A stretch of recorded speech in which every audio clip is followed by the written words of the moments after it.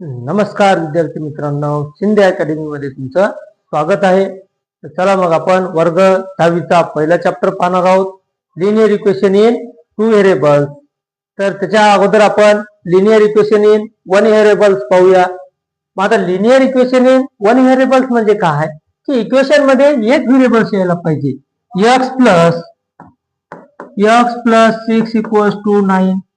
आता या इक्वेशन मध्ये पहा, आपल्याला एकच व्हेरिएबल्स आलेला आहे, पण इथं महत्वाचं आहे की आलेल्या व्हेरिएबल्सचा पॉवर हा एक असायला पाहिजे, 1 असायला पाहिजे, तरच आपल्याला याला म्हणता येईल की linear equation in one variables.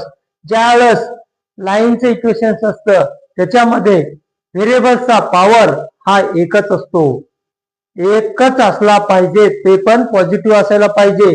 जर समजा हा पॉवर मायनस आला आपल्याला तर याला linear equation in one variable म्हणता येत नाही। Linear equation in one variable होणार नाही, कारण हा पॉवर आलेला आहे मायनस।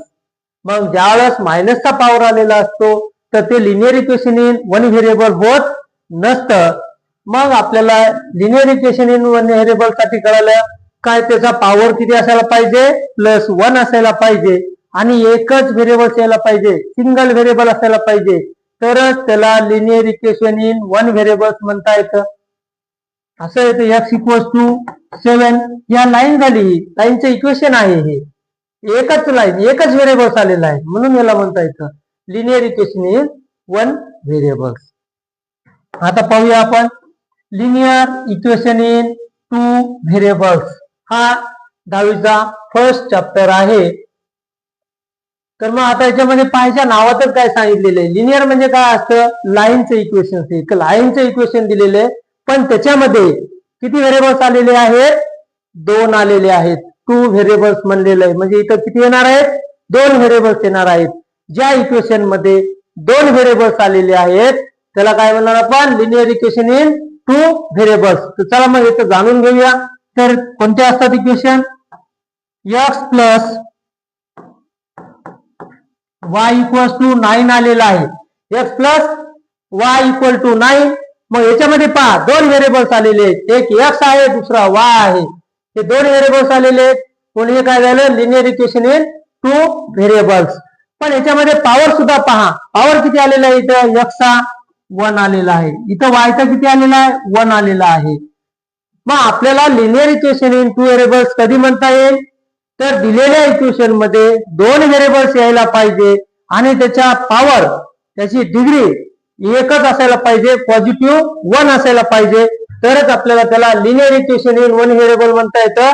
जर समजा आपल्याला असं आलं x² + y इक्वल्स टू 10, आता याच्यात पहा, तुम्ही म्हणता व्हेरिएबल तर 2 आलेले आहेत, बरोबर आहे, व्हेरिएबल्स किती आहेत, 2 आहेत, पण x चा पॉवर पहा किती आलेला आहे, x चा पॉवर किती आहे, 2 आहे। मग ज्यावेळेस आपल्याला व्हेरिएबल्सचा पॉवर 2 होतो तर त्याला linear equation in two variables म्हणता येत नाही। म्हणून linear equation in two variables म्हणण्यासाठी व्हेरिएबल्स 2 असायला पाहिजे आणि प्रत्येक टर्मचा पॉवर हा 1 असायला पाहिजे। 2 टर्म आलेले असतात आणि त्याचा पॉवर किती असायला पाहिजे, 1 असायला पाहिजे त्या व्हेरिएबल्सच्या टर्म मध्ये। मग ही एक टर्म आहे, ही टर्म 1 आहे, ही टर्म 2 आहे, तर इथं पहा, इथं पॉवर 2 आलेला आहे, इथं पॉवर 1 आलेला आहे, म्हणून याला linear equation in two variables म्हणता येत नाही। कळलं? चला मग पुढचं एक्झाम्पल पाहूया। जर समजा आपल्याला असं आलं 0x plus y equals to -7, बरोबर। आता इथे व्हेरिएबल तर 2 दिसायचं आपल्याला, x आणि y, पण x चा कोएफिशियंट किती आलेला आहे, 0। मग याचा अर्थ काय होणार, इथं टोटल टर्म्स ही काय होऊन जाणार, 0 होऊन जाणार। मग आपल्याकडे व्हेरिएबल किती उरायला, एकच उरायला आहे, तो कोणता, y। मग हे काय झालं, linear equation in one variables, कारण एकच उरलेला आहे। आपल्याला विचारलेलं काय, 2 व्हेरिएबल्सचं इक्वेशन आहे का, तर हे होणार का, नाही होणार, हे linear equation in one variables होणार आहे। म्हणून आपल्याला यालाही म्हणता येत नाही की linear equation in two variables म्हणता येत नाही, लक्षात असू द्या। कारण x चा कोएफिशियंट किती आलेला आहे, 0 आलेला आहे, त्याच्यामुळे ही पूर्ण टर्म किती होऊन जाणार आहे, 0 होऊन जाणार आहे। त्याच्यामुळे याला सुद्धा आपल्याला म्हणता येत नाही की linear equation in two variables. चला पुढचा एक एक्झाम्पल पाहूया। Root x plus y equals to 9 equal to 9. मग आता इथं पहा आपल्याला व्हेरिएबल्स तर 2 आलेले आहेत, बरोबर आहे, एक्स आणि वाय. व्हेरिएबल्स किती आहेत इथं? 2 आलेले आहेत. मग दुसरी कंडिशन काय पाहिजे आपल्याला? त्याची डिग्री पाहायची, पॉवर पाहायचा किती आलेला आहे ते. मग इथं वायचा पॉवर किती आलेला आहे? 1 आलेला आहे.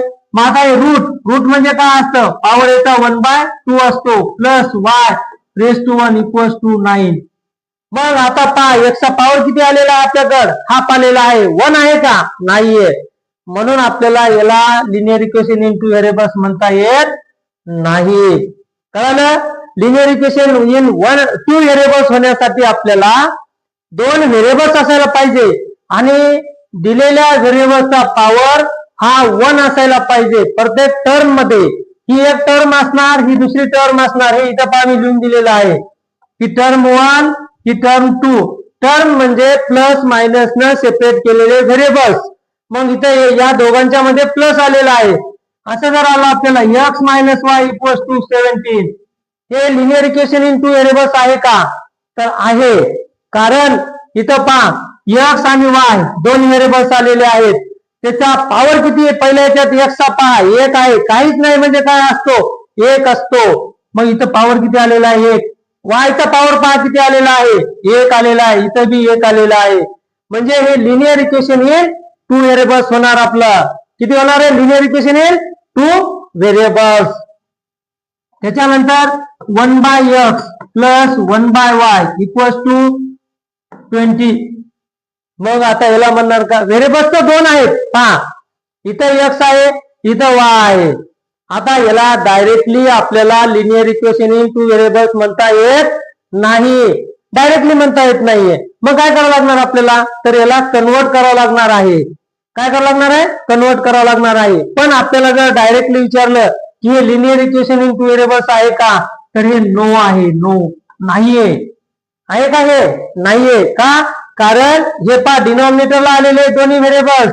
मग डिनॉमिनेटरचे जर आपण याला न्यूमरेटर मध्ये घेऊन गेलो म्हणजे हे छेदात आलेले, जर छेदाचे आपण याला अंशामध्ये जर घेऊन गेलो तर यांचा पॉवर काय होत असतो?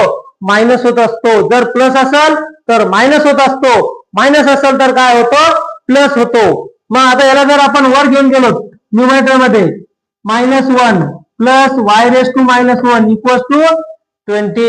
मग आता यांचा पॉवर पहा दोघांचा पण -1 झालेला आहे. पण आपल्याला काय पाहिजे? पॉझिटिव्ह 1 पाहिजे.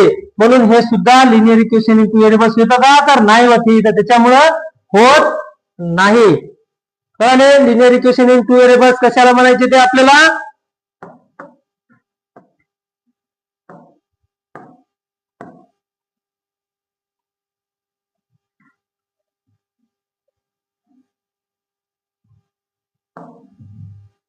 आता दुसरा आपण पाहूया.